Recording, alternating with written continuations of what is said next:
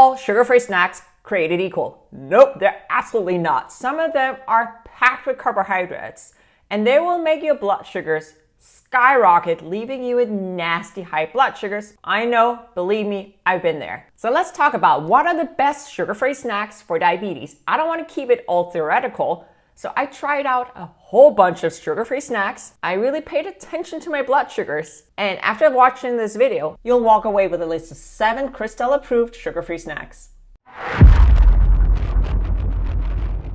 I'm Christel from Diabetes Strong, and I've been living with type 1 diabetes for 26 years.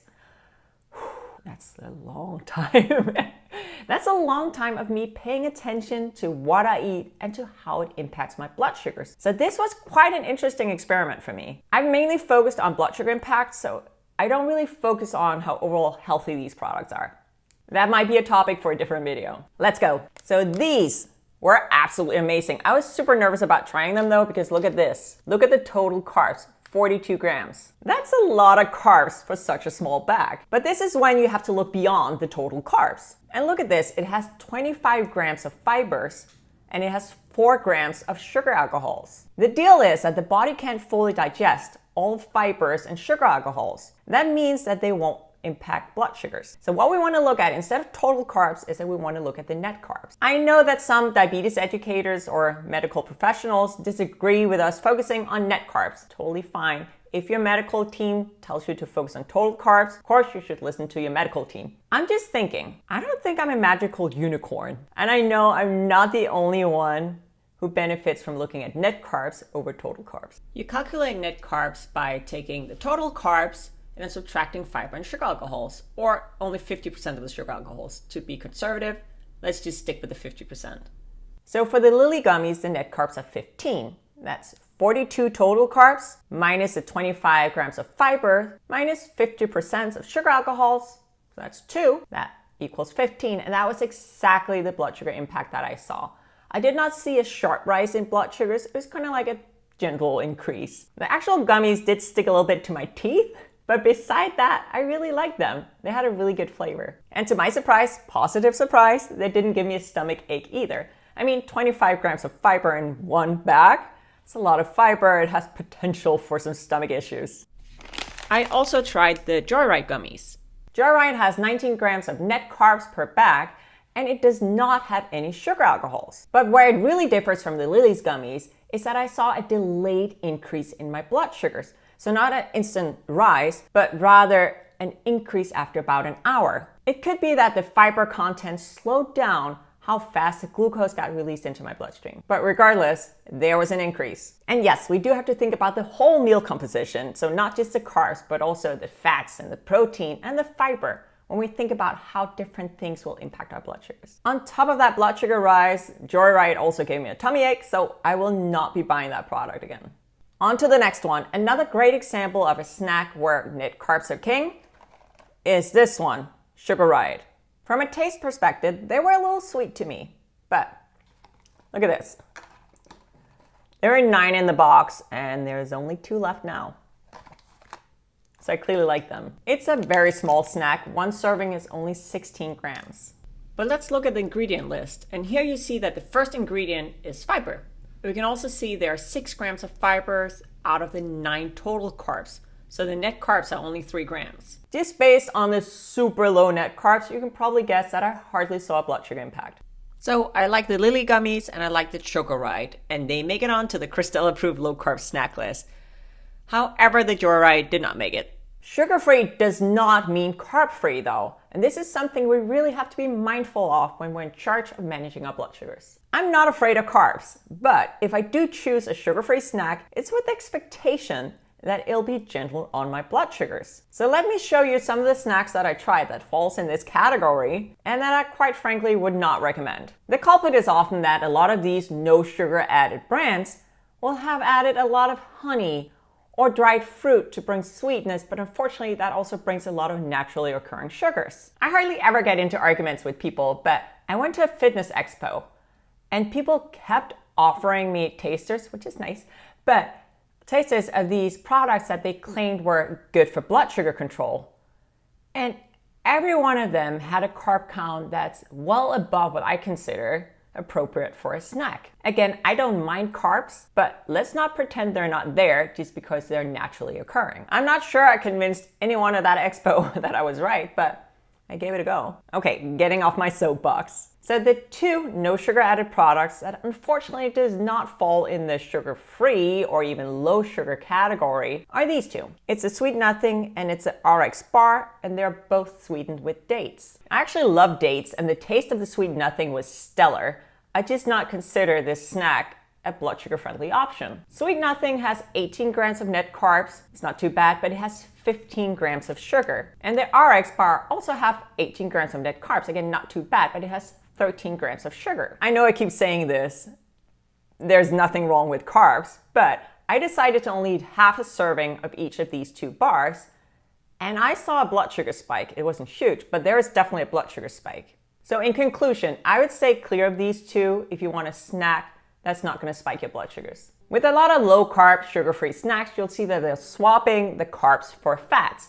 I mean, the snack do have to consist of something. This often means that you get a snack that's low-carb, but fairly high in fat, which also makes it more calorie dense. My favorite snack in this category is the House of Macadamias nuts.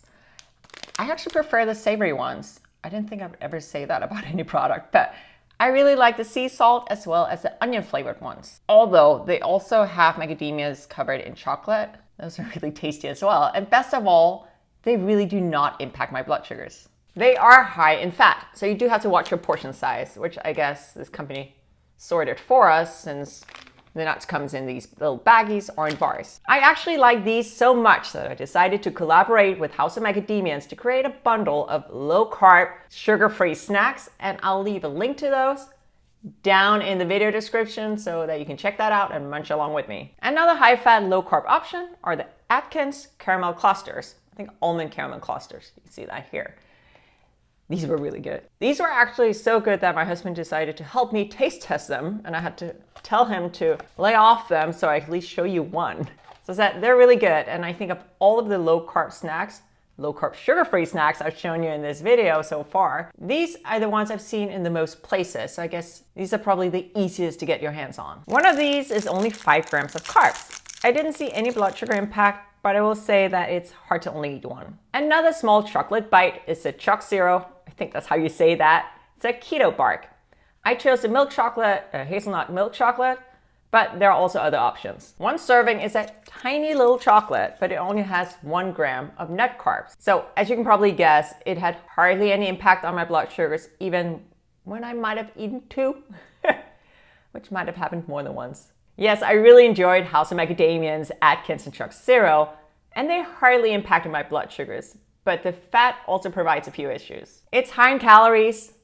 I can have issues with fat making me more insulin resistant, and fat can also slow down digestion, and that last part can be, well, a good as well as a bad thing from a blood sugar perspective. Fat slows down how fast what you eat hits the bloodstream, so that can be the difference between a blood sugar spike and a smooth, slow increase. So that can be good, but it can also mean that the glucose from what you eat hits your bloodstream almost in waves. So you might see a small increase after you eat, and then again, another increase maybe 1 to 3 hours after you're done with your meal or your snack, which can make it a little harder to manage, and it can be a little annoying, to be honest. I think this also might be one of the reasons why I often have a hard time with almonds. They have fiber, they have a little bit of carbs, and they have a lot of fats. It might also be the reason why I had a really hard time with these. So Lily's chocolate covered almonds, another sugar-free option. A serving only has 3 net carbs. Love it. But unfortunately, just as with regular almonds, I did see a blood sugar impact. I'm not saying that your blood sugars will rise after eating these, but unfortunately mine did. So it will not make my list of good sugar-free options for diabetes. Aside from the House of Macadamia options, I've only talked about sweet snacks so far, so let's beef it up and let's include some savory options. First time I saw pork rinds advertised as a gluten-free option, I kind of laughed. But it's correct though. It is gluten-free. There's no flour in here. There's hardly any carbs because this is basically just pork skin, which sounds really gross when you say it like that, but it's actually really tasty. I grew up in Denmark, so I was eating pork rinds before it became a packaged snack. We would usually eat it part of a pork dish though. But anyway, these are really good. I tried these, the lime version here, and it does advertise that it is reduced fat. I don't know how the heck they did that. But anyway, it had less than 1 grams of carbs per serving, which meant that it did not impact my blood sugars. It does have 11 grams of protein though. That is something to be mindful of, as protein can impact blood sugars. I also decided to include a meat stick or jerky in this little experiment. This is not something I'm used to eating, and it was a little bit of a weird experience. It wasn't bad necessarily, it's just a little bit of a weird experience for me. Just as the pork rinds, this Archer, I think it's called Archer, yeah, Country Archer meat steak had no added sugars. It had less than 1 carb, and it did not impact my blood sugars. I believe some jerky or meat sticks do have added sugar. This Archer brand does not, but I would recommend that if this is your snack of choice, to just look at the nutrition label and check for added sugars. And now we have a list of 7 snacks that I consider good options for diabetes or for anyone who wants a blood sugar friendly snack. Joyride gummies, the RX bar, Sweet Nothing, and Lily's chocolate covered nuts did not make it on the list. And 2 other snacks didn't make it either, simply because I did not like them. To be honest, they might be great for blood sugars. I don't know. They were so gross, I had to spit them out. And the 2 offenders are High Key and Good Measure. The High Key mini cookies had a thick taste of this sweetener. I cannot pronounce it. I tried. The texture is great and I really like the size, but I could not finish a serving. Net carbs are really low. It's less than 6 grams per serving, and that is due to 9 grams of the sweetener. So if you do not mind the taste of it, this might be an excellent option. It just did not make my list.